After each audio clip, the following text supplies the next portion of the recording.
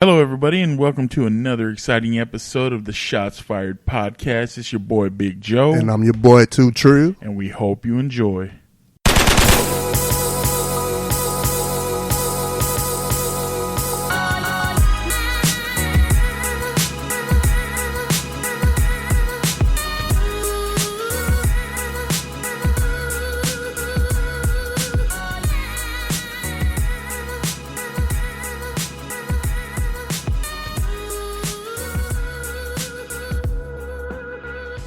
So when we talk NFL, one of the biggest things that I think of is the games that I absolutely have to watch year after year. The teams that I want to see compete, the teams that I cannot wait to mark my calendar and say, hey, we're watching that. We came up with a list of the top 4 rivalries in our opinion. Let us know if you agree, but here's our list. Starting with Cowboys, Philadelphia. Love it. Ravens, Steelers. Love it. Bears, Packers. Like it. Saints, Panthers. Love it. What is your favorite? My absolute favorite of that group, by far, has to be Philly and Dallas. The reason why I say Philly and Dallas, bro, besides the fact that we're from Dallas, you have 2 quarterbacks that are 3 years in, drafted in the same class. One's a 2nd overall pick. The other one's a 4th round pick. There's so much debate about how good they are, how good they can be. It's exciting. There's so much to look forward to. They're both young. Both teams are on the younger side. It's something exciting to look forward to, man. It's built in for years to come. You can't beat that. You can't write that. That's something that's organic. And to me, when I think of the next 5-10 years, I can see both of these guys still being on the same team, doing great things in the NFL. I do like Cowboys, Philadelphia. I also like Bears, Packers. Which is your favorite, though? As a homer, I would have to say Cowboys, Philly. But if I'm just being real about it, I'd probably have to say Bears, Packers. Because of the history between the two franchises. We saw what Matt Nagy was able to do last year with that team. Turned them around. Had a historic defense. And we also know what the great Aaron Rodgers represents. So one of the greatest. I would also say the one that I can live without is Ravens Steelers. See, to me, I like Ravens Steelers just because, like how you described the Packers and the Bears, there's a history there. Albeit not as long as the Packers and Bears. But you look at the Steelers and the Ravens, those guys are in a dogfight year after year trying to see who's going to reign supreme in that division. I mean, that's must-see TV in my opinion. I can live without it. I mean, Steelers, Ravens, boring. Wow. We know what Big Ben represent. We know what Mike Rape. Tomlin represent. You say rape? I did not say that. Wow. We all know what Big Ben represents. Right. We know what Mike Tomlin represents. We also know what the Ravens represent. Like, they always have a great defense. But in question now is the quarterback. See, I don't even think it's I mean, the quarterback in Baltimore, I get that. But when you look at the Steelers, man, they're missing 2 big pieces. They're missing AB. He's gone. You're missing Le'Veon. He's gone. And Connor, he did a good job last year, but he's still not Le'Veon. You know what I'm saying? Like, that could be a big reason why that rivalry goes down. I mean, he's not Le'Veon. We definitely don't want to say that. However, he did have a great season last year before he got hurt. And, look, AB's great. All-time great. Juju was good last year. He really he pulled his weight, man. I mean, it's yet to be seen if Juju can be the primary receiver without having that help, because AB was getting all the attention, but now Juju's going to get that attention. He's their number 1. I do feel like the Steelers have drafted well. They always draft offense. They picked up a couple defensive players this year. I just can live without the rivalry between the Steelers and the Ravens. I can't say that, but I can understand where you're coming from. especially with like Lamar Jackson being on the other side. All we've seen is pretty run-heavy offense from the quarterback. I don't know how sustainable that is. That could be something that comes back to bite them in the end. But again, that's not something you see every day, so it could work in their favor. Year 2, you're looking at the sophomore slump, man. That's something that's real. I mean, it's been proven by some of the greatest in the game. You know, it affects everybody. So we're going to find out what Lamar Jackson's made of. He could prove everybody wrong. He could show all the haters, hey, I'm legit. This is something we can succeed doing. So if you had to exclude one of these rivalries, which one would it be? I'm going to say Green Bay and Chicago. I mean, I also like the Saints and Panthers. That's always fun seeing, you know, Cam Newton do his thing. Having Drew Brees. That's the second coming of the greatest show on turf, in my opinion, man. You put them in the bowl, they're unstoppable, man. It's freakish. I mean, I like Saints Panthers, but I just don't know how you can leave out Bears and Packers. Like the history between those two franchises, bro, the way that Aaron Rodgers is, his all-time great status, I guess to me it's just been kind of boring just because of the recent play from Chicago. I mean, now that defense is stacked.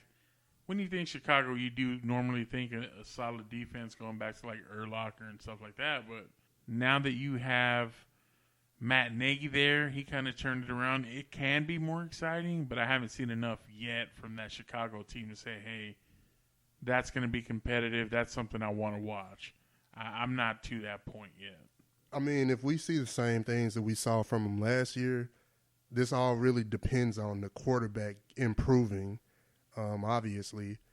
But I will say, don't sleep on the Bears, man. They had an all-time great defense last year. Jordan Howard's gone. Yeah, Jordan Howard's gone, but they still have Tyreek Cohen. Right. And then you also have the Packers, man. As long as they have Aaron Rodgers, they're forever in contention. So to me, I don't see enough outside of Aaron Rodgers. I mean, he's notorious for making more with less. But who besides Aaron Rodgers are you tuning in to see? Like, what's the big attraction outside of Aaron Rodgers? And don't get me wrong.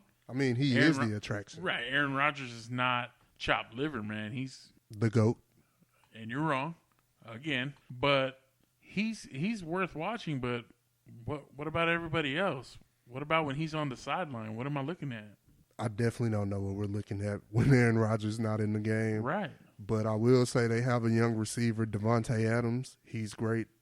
Outside of those two, I really don't know who else they have. But that rivalry between the Bears and the Packers. Who's their running back?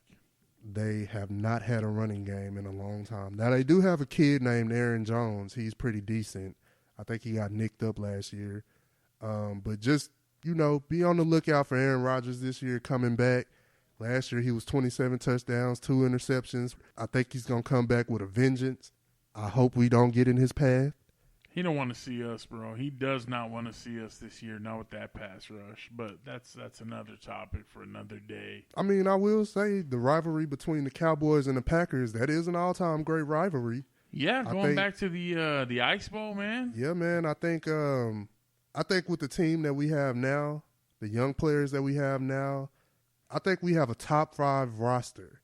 Yeah, we're stacked, man. We're definitely stacked. But it's not always about, you know, what's on paper. You got to go out there and execute. Yeah, you definitely have to go out there and prove it. And just, you know, touching base on the Cowboys-Philly rivalry, man, I go back to 2016, Dak's rookie year, Carson's rookie year when we played Philly. Bro, that was a game, that overtime game was. Jason Witten caught the pass for the go-ahead touchdown. Yeah. You know, Orlando Scandrick had that great come-from-behind sack. Unfortunately, he couldn't strip the ball out. You know, you saw Dez have a few deep catches. That was a great game, man. I think if we don't out-coach ourselves, which is what we tend to do, right, we should be in a good position this year, as well as with Jason Garrett's job possibly being on the line. Yeah, I mean, we definitely have a lot to play for.